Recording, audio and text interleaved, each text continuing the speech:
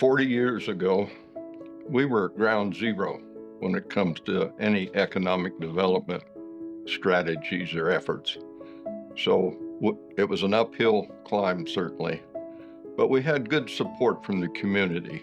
Our economy was pretty sluggish, and we didn't have a great diversity of employment in the community. And it became apparent that we needed to create a bigger job base, keep our young people in the community, build our family life. And also that was the real key to what we were trying to do. We decided we'd carve out one tract of land and have it ready to go. And we had a prospect stop in, and they were referred to the leads office. And there were a couple out of Nevada who were wanting to relocate. And after a very short conversation, I had them out on that tract of land and said, "From what I hear from you, I think this is going to work for you." And probably before that evening was out, we had the basic deal made. We got that new facility in there, construction activity going on. Other people were willing to look at us then. That was a real sales point. When you enjoy success, it's easier to have the next success. I had the advantage of being hired by Jack and his board, and working with Jack for 2 years before he retired.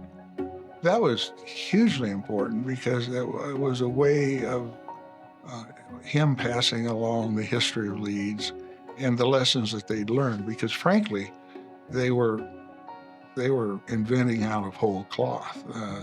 The community and the organization was learning about economic development really from the ground up, and I inherited a lot of what they'd learned and could build on that. I came in April of 2020, not necessarily a good time to start a new job. I didn't see my staff for 6 weeks in person. I didn't have an in-person board meeting for a full year.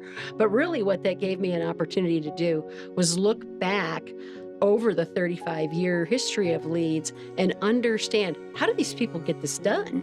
How were they able to build the Cheyenne Business Parkway Business Park? How did they land Sierra, EchoStar, Lowe's? How did they get another business park built? And really begin to understand, how did Microsoft come here? How did NCARD come here?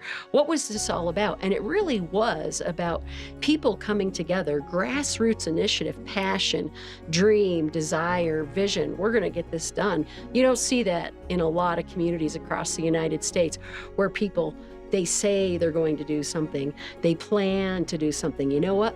They took the action and they raised the money to do it. And so that is a real testament to Cheyenne and Laramie County, Wyoming, and that grit and the backbone of these people. And so where I look at now is, how do we take the richness of the 40 years, this great history that we have, this commitment, this character and integrity, what do we do now with the resources that we have today, and how do we continue that for the next 40 years? And so that's why it is so important that we celebrate the past, but we really create a path forward for the future, for the next generations of Cheyenne residents, for the next generations of Wyomingites. What I see in the community now is just beyond belief. It's an absolute textbook example of what needs to happen in a community and how it needs to progress. I'm extraordinarily proud of Leeds and what it's done. I'm proud of not screwing up what Jack and his board and the community had started, and handing over an organization and a history and a tradition that could be built on and that could surpass anything that we did. I have to make sure that what Jack and Randy and the board leadership from the last 40 years have done is something I can be proud of in 40 years, to say I was a part of, to give the best quality of life to those next generations of folks in our community.